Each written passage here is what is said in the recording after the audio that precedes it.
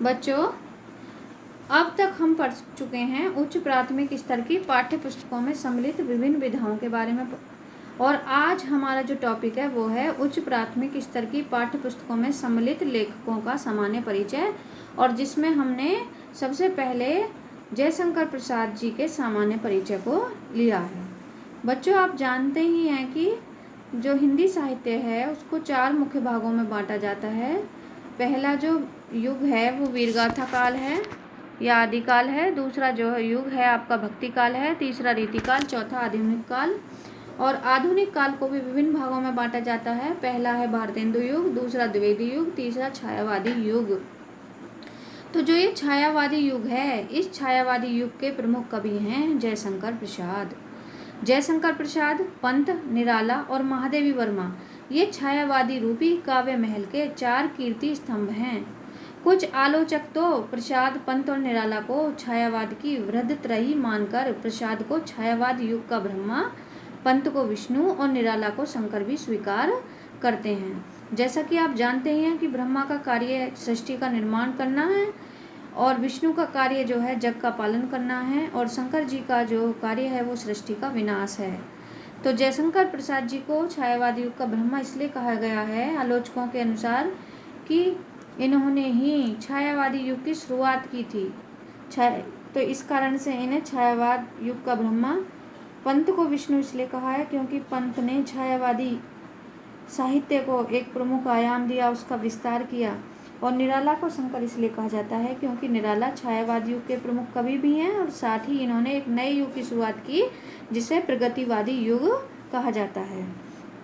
तो इस वजह से छायावादी युग का ब्रह्मा शंकर जी, जयशंकर प्रसाद जी को, पंत को विष्णु और निराला को शंकर की उपमा जो है कुछ आलोचकों ने दी है। अब बात करते हैं जयशंकर प्रसाद के जीवन परिचय के विषय में।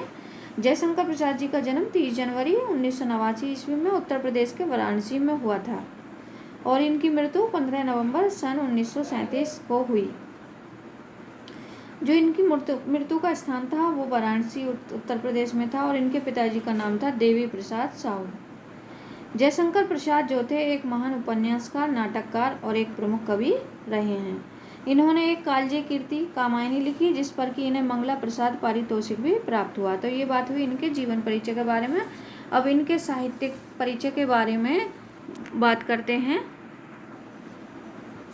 जयशंकर प्रसाद जो हैं इन्होंने अनेक कृतियाँ लिखी। काव्य में इन्होंने लहर, झरना, आंसू और कामायनी लिखे। निबंध संग्रह में इन्होंने काव्य कला और अन्य निबंध लिखे। कहानी संग्रह में इन्होंने प्रतिध्वनि, छाया, इंद्रजाल, आकाशदीप आदि कहानियाँ लिखी। और नाटक में इन्होंने चंद्रगुप्त, स्कंदगुप्त, अजातशत्रु, धूर्म स्वामिनी, विशाख, राजश्री, कामना, जन्मेजय का नागयज्ञ और एक घूंट, ये इन्होंने बहुत सारे नाटक लिखे जो ऐतिहासिक नाटक हैं। उपन्यास में इनके 3 प्रमुख उपन्यास हैं, कंकाल, तितली और इरावती इनका अपूर्ण उपन्यास है। तो इस तरह इन्होंने ये बहुत सारी कृतियाँ लिखकर हिंदी साहित्य में अपना अमर स्थान प्राप्त कर लिया। अब बात करते हैं कक्षा 7 में जो है जयशंकर प्रसाद के द्वारा लिखी हुई एक कविता शामिल है, और जिसका नाम है जागो जीवन के प्रभात। और जागो जीवन के प्रभात कविता में जयशंकर प्रसाद जी ने जो ये है एक जागरण गीत लिखा है, और जिसमें अज्ञान और अंधकार को मिटाकर मनुष्य को कार्य करने की प्रेरणा दी गई है।